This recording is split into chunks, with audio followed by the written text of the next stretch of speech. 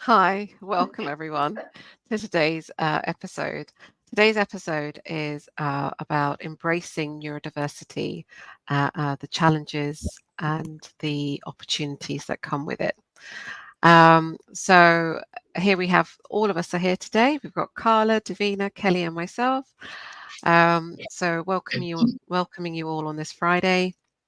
So today's topic, it's one that's very close to my heart. Um, I have lived experience with neurodiversity in my family for the last 20 plus years that I know of. And in society and in life, it's becoming more and more ever present, and the awareness is growing. So we thought it was a really important topic to speak to. Um, it's affects us all, really, whether you have the neurodiverse condition or not. And it shows up in all areas of our life, in work, maybe as a parent, supporting friends, in all relationships, really.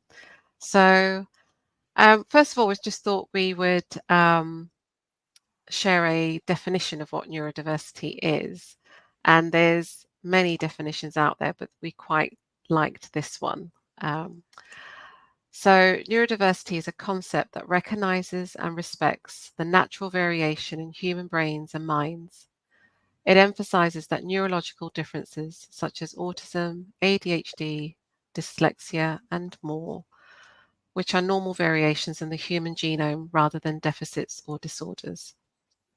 I really loved the bit about recognizing and respecting the natural variation, because, again, um, language is really important here, and sometimes some people really resonate with certain words and some people resonate with others.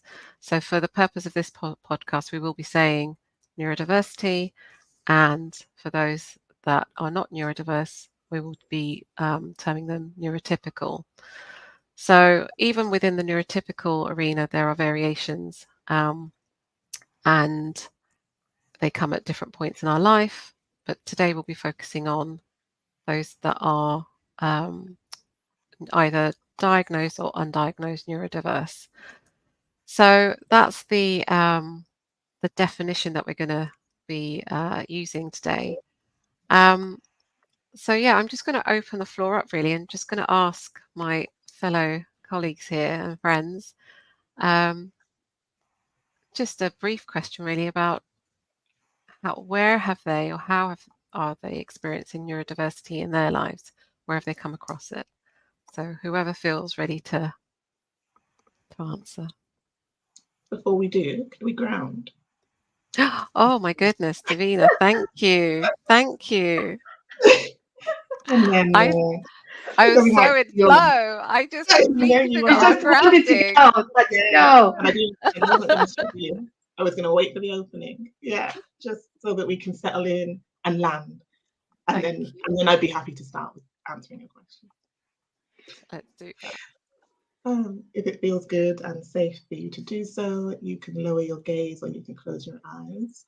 And why don't we do a little scan of our body and feel really present with ourselves in this moment.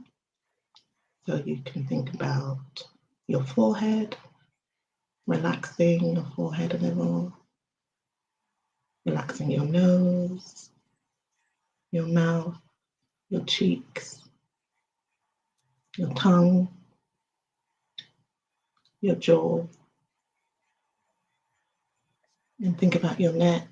Maybe you want to move it from side to side, back and forth, round, just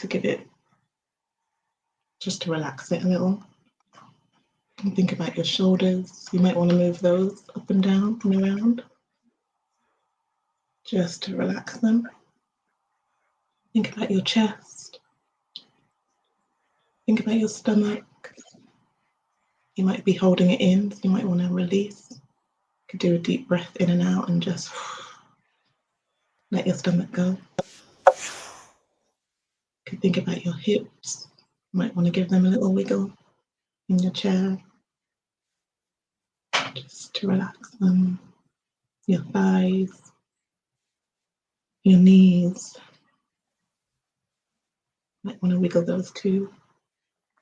Your shins, your ankles, you could also wiggle them around, turn them around. Think about your feet, your toes.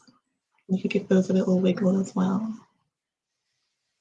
And then we could just do a really deep breath in and a really long breath out.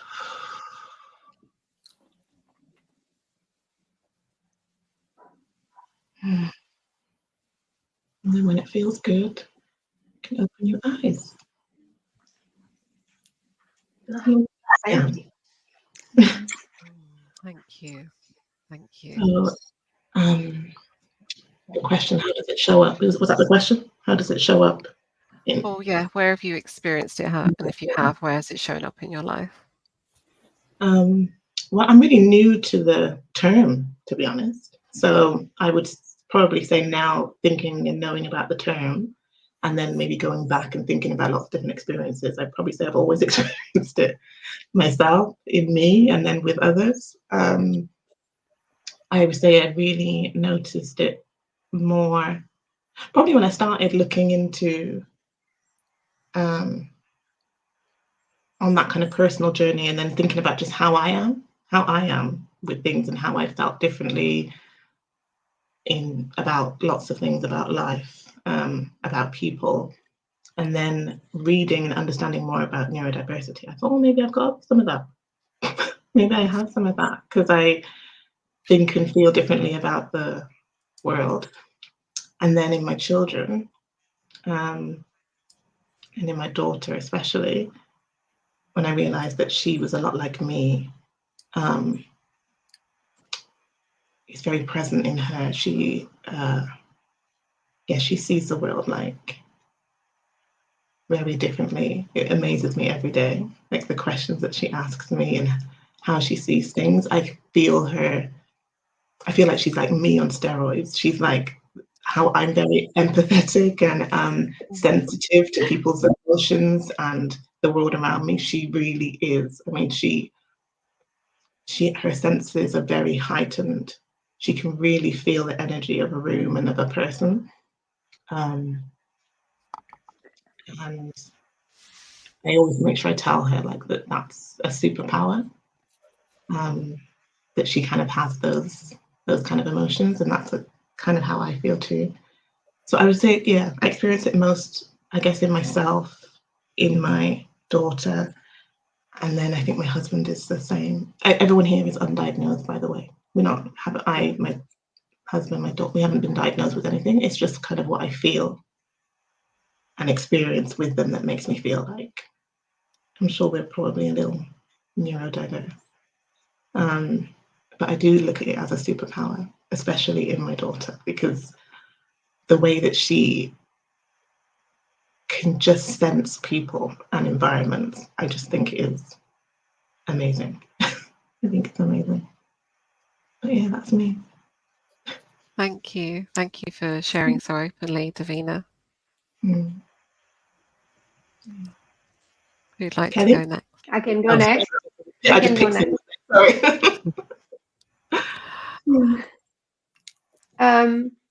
I can go next, but to be very transparent, I never thought about it really. Mostly in my personal life. Yeah, it's something that never came to my mind. And of course, I work in human resources, and when it started to be more acknowledged was in terms of the workplace and differences we see in the workplace and around when we are implementing policies and work on non-discrimination. That's where I've started to look more and pay more attention to neurodiversity and what does it entail, and what can we do in terms of the workplace to make things better for everyone, to be more inclusive and respectful. But even then, I must say that didn't look at it as neurodiversity. I just look at it as something natural that we need to do anyway in terms of whatever we do in the workplace. So yeah, it's just it's very interesting because we have this episode today, and I thought before we came to that, oh, I'm going to do research and learn more about it and really try to understand what it is, what are the symptoms, what are the challenges, and actually I didn't. So I feel totally unprepared to be able to say what it is and how I have witnessed it, in Mm. terms of what it looks like.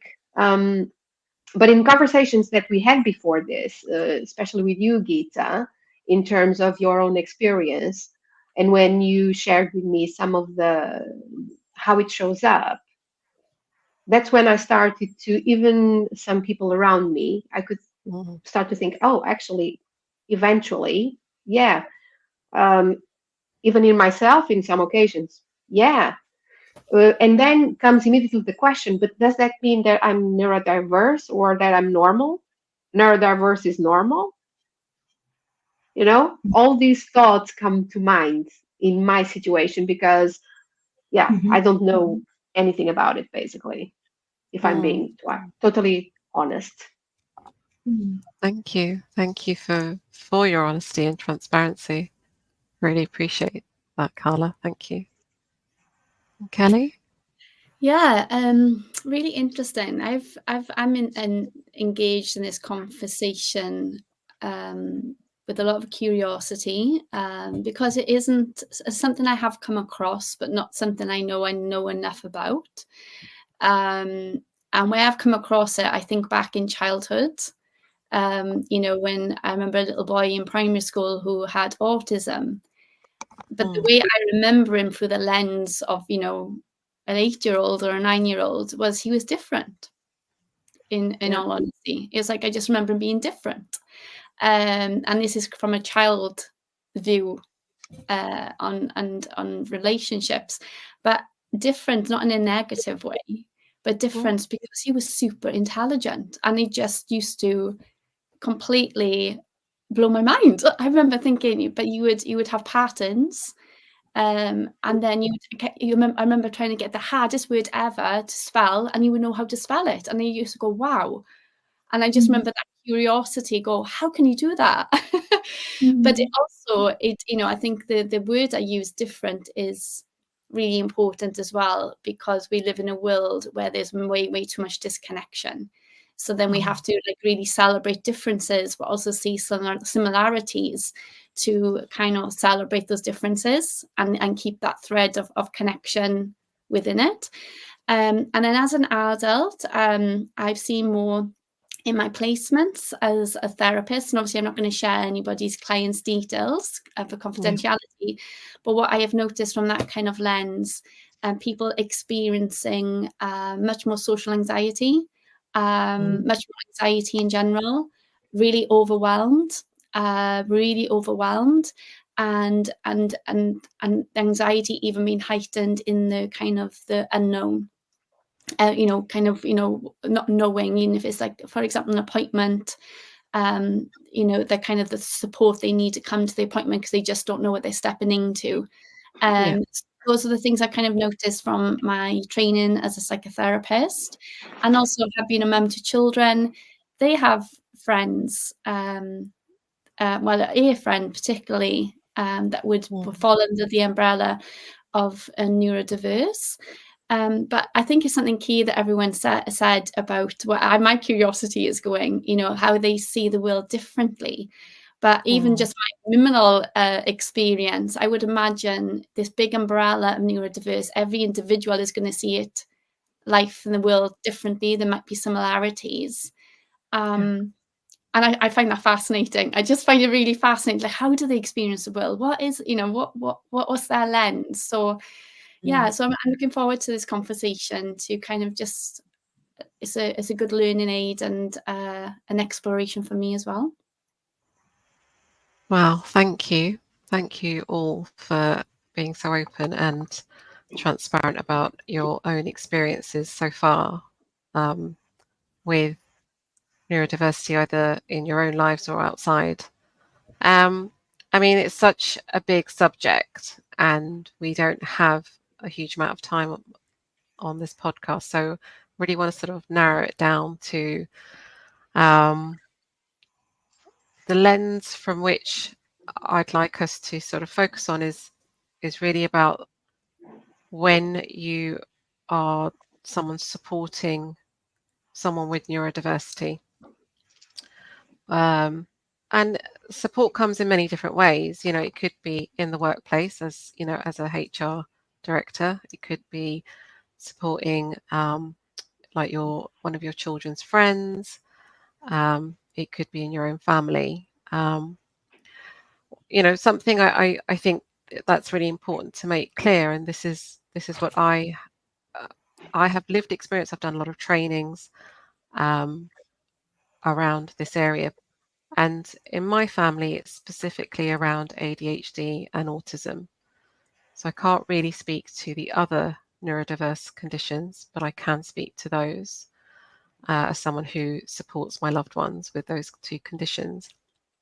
My understanding is that the broader sense of support is similar for all, and then it narrows down to certain support and structures in place for the different conditions.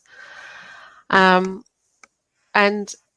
really the lens I want to come from is about sort of how can you support someone with neurodiversity, but also what does that mean for you as a person, particularly if it's very present in your life.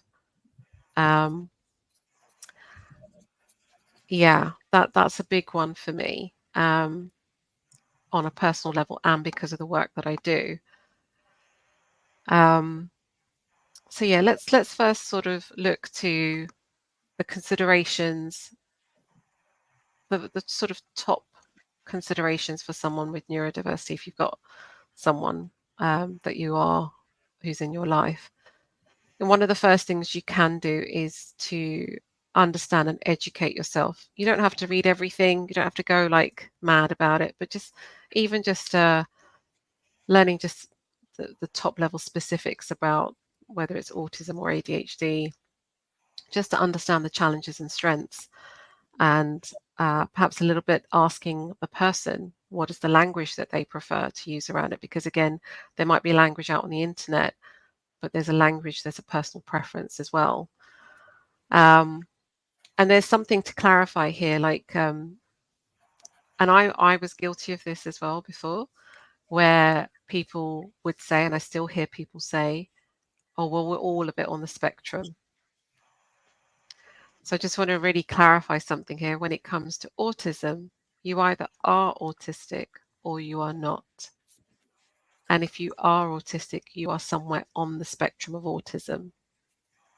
I wish I had a diagram to share with you, but it's almost like for the triad of what they call impairments. This is again language that's used professionally. I don't particularly enjoy this language, but in autism, the triad of impairments are social communication, social imagination, and social interaction.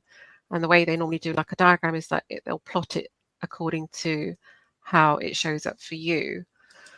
So that will look very different for each person on the autistic spectrum. So you meet one autistic person, you've met one autistic person. So that's really important to remember, that the way it shows up for each individual is very different. In my family, for example, I have 3 individuals, dual diagnosis of autism and ADHD, and the way it shows up for them is there are some crossovers, but mostly it's quite different, and therefore the strategies to support them are different as well. So yeah, I've just lost the screen that I had to help me with this. Bear with me a second. Can I ask you a question while you're looking at that? Yeah, please do. If you know the answer, I'm just coming up from my head now. So is neurodiversity an umbrella for other diagnosis, or is neurodiversity a thing too? Does that make sense? Do you have ADHD, autism, dyslexia that come under the neurodiversity umbrella? Do you know what I mean? It is that. It's neurodiversity isn't a thing. It is That's the umbrella. It's the umbrella. Yeah. It's the umbrella. And when someone says that they're, again, you know, I don't want to sort of speak in a way that's inaccurate, but my understanding is when someone says that they are neurodiverse, it's a way of them saying that they come under that umbrella, and they may not. What you could then ask them is, so how does your neurodiversity present? You could say that, you could say so, or what is your experience of neurodiversity? Or you could even go ahead and ask them, what is the condition that you have under neurodiversity? I think that kind of question, you have to see like who's in front of you. Yeah, you have to feel it. Yeah. So if I'm hearing, sorry, Davina. Sorry. No, I was just saying it's just a good distinction. I think maybe some might think that neurodiversity that's a thing, along with other things, not an actual umbrella that encompasses other things. So yeah, it's the umbrella that encompasses all those different conditions. Yeah. Great question then, Davina. And what I'm really hearing, I feel for some people that they may not want to be kind of pigeonholed and completely people assume. So I just treated everyone like you would if they were neurotypical, just allowing yourself to get curious what that means for them allows them to own their own experience and really share themselves in a way that feels appropriate to them. And that's what I feel I'm hearing, you know, that kind of how we can and learn to understand another person. I love that, and in my experience, that's really important. You know, this is for any human being. The more comfortable you can make someone feel, the more they are likely to relax and show up as their whole selves. And what can happen with, particularly around autism and ADHD, is that there can be a lot of masking of who they really are to try and hold themselves together to conform to societal norms. So, for example, with ADHD, if they've got the hyperactive element of it, not everyone does. Maybe it's the attention deficit side, but if the hyperactive element is there, a child typically might really struggle to sit still in school. But that doesn't change when they become an adult. They might still, you know, that they will still have that tendency, but the way they manage themselves can be different. But as they understand themselves and grow into being an adult. But as a child, you know, it's really difficult. And then typically a lot of punishments are, we'll go and sit in the corner, you know, or, you know, like trying to get them to be even more still, you know, don't move. It's the lack of understanding that actually that movement is required for regulation. So if we look back at some of the other episodes we've done around nervous system and regulation, that's actually really, really important. It's even more important almost for someone with a neurodiverse condition, and particularly if you're very involved in supporting them. Because if we look at the nervous system and how we co-regulate, if you've got someone who is finding it difficult to regulate themselves, and then the person supporting or the carer isn't regulated either, it becomes harder and harder, and that it elevates and elevates, goes up and up and up. And that's when meltdowns are experienced, and then real challenges are experienced in family systems or whatever the system it's being presented in. So, you know, sort of moved here a bit, but I feel really important. It feels very important to say this because a lot of my work is around working with those who are either the carers or supporters or partners, whatever you want to call, whatever position you're in with someone with neurodiversity, that element of self-care is really important so that you can show up in the best possible way to offer the understanding, the capacity to hold space for both sides, actually. Like, I don't want to just put the lens on one side or the other. It's really the experience of both sides to really witness one another, to see and hear each other. But at times, what you'll find is one person needs to hold the space more than the other. And that's what helps with enabling someone with neurodiversity who may struggle socially to, if you can start to model that for them and create that safety for them to experience different ways of being, it starts to enable them to gain more independence as they grow into adulthood. And this is, I'm speaking from my own experience here. It doesn't always work that way because some neurodiversity conditions are on the more, I don't know what word to use really, I'm going to say on the more extreme side, where, perhaps you've got someone who's nonverbal, who has, severe sensory needs, highly anxious. It becomes very difficult for them to operate in the world, and they may need a lot more support than someone else. So, there's such a variation. And that's where I think actually it's really getting to know that individual. This is so individual. You can have broad strategies and support structures, and then it's really getting down to who is this individual that's in front of you? How are they showing up? What do they need? And what does that mean to you? And are you the right person? Are you the right person to provide it?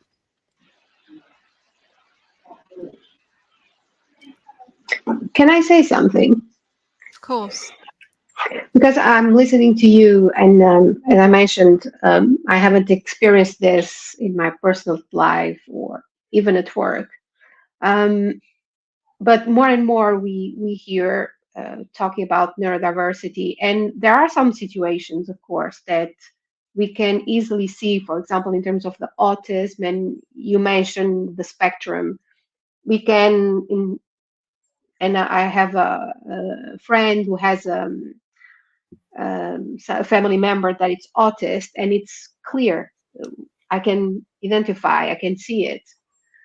But in some other variations, as you say, because there are so many, in some situations, I don't know if I could identify them or even think about it as a neurodiversity issue thing. Let's say it. I don't know how to say it either. So one question is, for example, us, how could I identify, or what can I do as an individual to know if I'm in front of someone that is not neurodiverse, if that person doesn't say it? And if it's hidden and not easily identified by someone like me, for example, that hasn't huge knowledge about neurodiversity and symptoms, because I believe even in your situation, you have to learn about it, and you've also have been through a journey, right? Yeah. So what would you, in your experience, what would you say to someone like me that is also listening and watching the podcast, that has no experience, no knowledge, or just a very brief knowledge? What suggestions would you give? I would say stay curious. That's really important. Don't make any assumptions. Um, and approach it as if you would with anyone. Like, just be kind, be yourself, create like the most comfortable interaction that you can, and respect that some people don't want to share. You know, like if some people won't want to share this with you, some people, it's a bit like I don't know. I can't think of another thing to compare in this moment, but not everyone wants to share everything about themselves, and all you can do is your best to just approach them as this whole being and notice. Just, it's in the noticing, is this interaction comfortable or not? And that's really nothing to do with neurodiversity. It's like you could have someone who's Yeah. neurotypical in front of you and feels awkward. Yeah. What is the Exactly. best, what can you do? Because you can't do anything about them, but what can you do to create a more comfortable situation and interaction for yourself and for them, and go from there. Like, and if you can't, then that's, it's whatever you can do. Yeah. And you also mentioned that curiosity and learn about it is a thing, and I agree with you. Are we able at the when we finish this to then put some suggestions, even for me, I would like them, Yeah. in terms of where can we do a bit more of research and understanding if there are reliable places to learn more about neurodiversity? Can Yeah, we can put that absolutely. in the comments, right? Some Yeah. links. There's some amazing, people out there that I learn from. So there's Tony Atwood and Maxine Aston.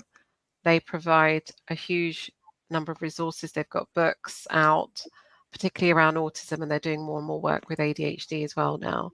And then Russell Barkley is like the lead, one of the people that I follow quite a lot when it comes to ADHD. Okay. He can be a bit direct, but he says it as it is, and is a great researcher in that field. And there's many others, and yeah, we can put some links at the bottom. And But I've really, learned that's one of the things, right? ADHD is being really direct. It can, well, it It can can be. be. It Again, that can like be one. it's a generalization, and that can be also with autism as well. So it depends. And if you've got both conditions, then it can be a bit like in any given day. What I like to call it is you can have your cat and dog moment. It's like you in an hour you could be splitting and changing, and in a day it could change like this. You just don't really know what you're going to get, because you don't know what's underneath that's bubbling away, or what's something that's triggered something within that individual.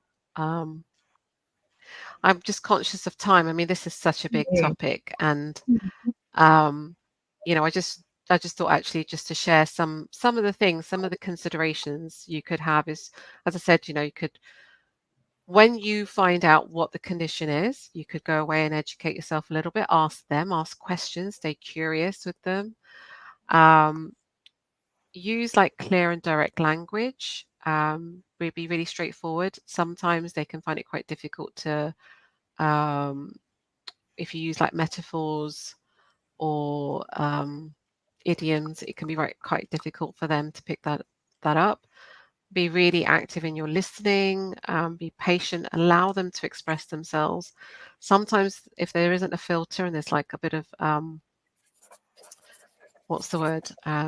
Time blindness, you may have to support them to rein it back in. Like, okay, so, it's been 5 minutes now. We've been talking about this. Can we bring it back in? Maybe.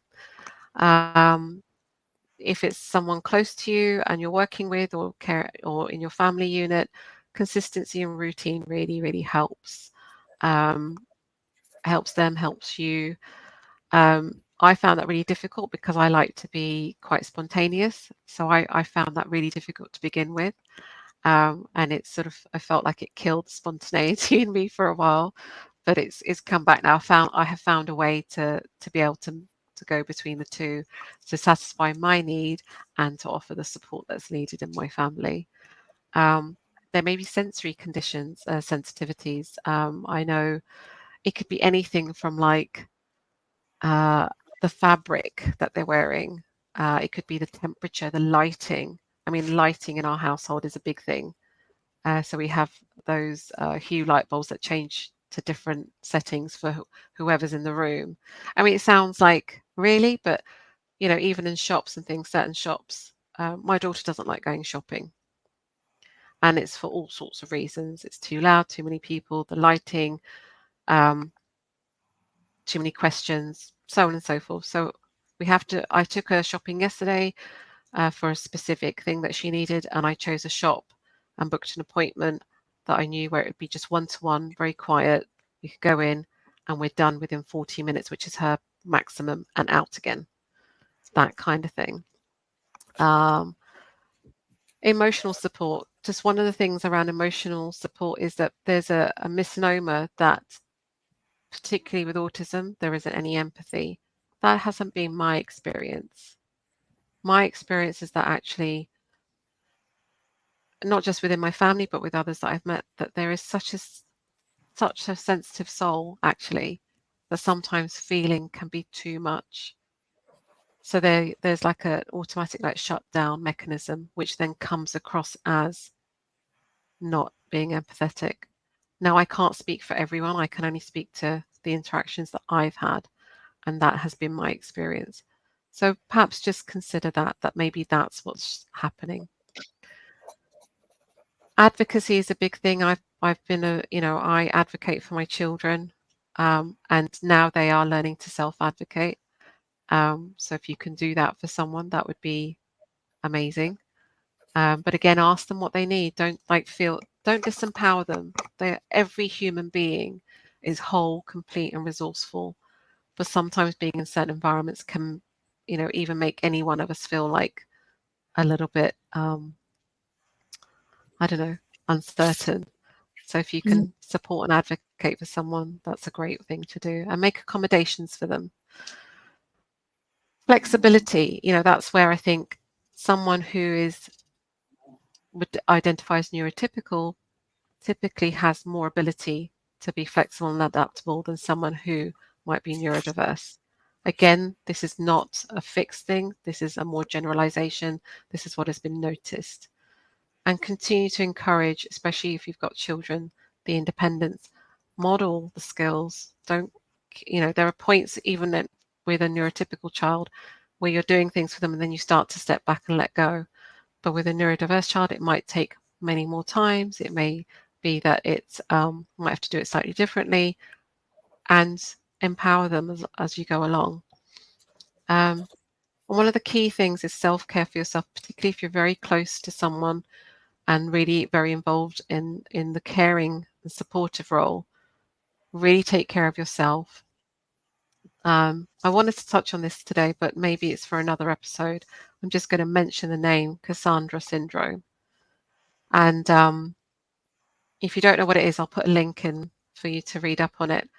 But it's something that if you're typically in I'd say a romantic relationship with someone who's neurodiverse and typically autism and ADHD, I don't know so much about the others. It's where you can feel quite alone in being in that relationship. And I think, I'm going to leave it there because it is a very big topic of itself.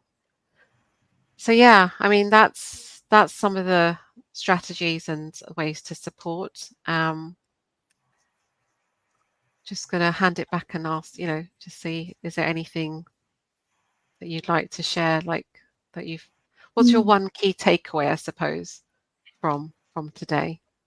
I like the latter thing you said about there's actually a sensitive soul under there, and that feeling can be too much. So therefore it might look like they haven't got empathy, but actually it's just because the feeling is overwhelming to them. So I think that's a good takeaway for people to think about. That was mine. Yeah, mine. I think what I've really taken away is the power of curiosity and not assuming, because there's a lot of social blind spots that we can inherit, or we define as truth and they're not. But also, how can we create those conditions of acceptance? And that goes across the board for all humans. But I think for people that maybe feel they got to mask much more themselves to feel belonged and accepted, the kind of the openness is, how can I create more of those conditions of acceptance so that person can begin to accept more of themselves? Love that. Yeah, beautiful. I will end with one word. It's compassion. Thank you. Yeah. Thank you so much for joining us today and in this conversation. We'd love to hear your feedback, your own experiences. Either comment below or write into us. We love to hear your perspective on this. This is just our perspective. And there are many perspectives, particularly on this subject. Follow us on our YouTube channel. I think there's a bell on there to get the notifications. Please share this with anyone who you feel would benefit. And yeah, we look forward to seeing you again. Have I remembered everything? Is there anything else I need to say? No. Are we all Like, good? share, subscribe. Yes. Yeah, like, share, follow. Yeah. Share the love. And Thank you so see you much next for your time. support and for joining us. Yeah, see you next time. Bye, Bye. everyone. Bye. Bye.